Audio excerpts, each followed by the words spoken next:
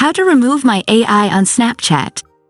You probably already know that Snapchat introduced my AI a few months ago. If you're tired of my AI or want to delete or hide it, stay with us until the end of the video to learn how to do it. Open the Snapchat application. Access the chat by clicking on the chat icon. My AI is at the top of the list. To delete my AI, you need to have Snapchat Plus, which is not available to everyone. Snapchat Plus is a paid feature and may not be available in all regions, so make sure to check if it's available in your area. Now, let's get back to the video topic.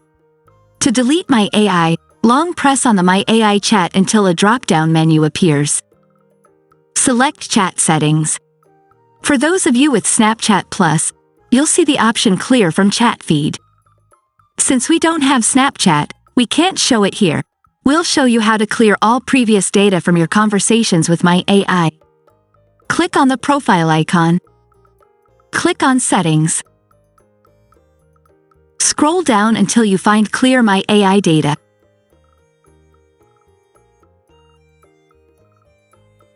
Click on it.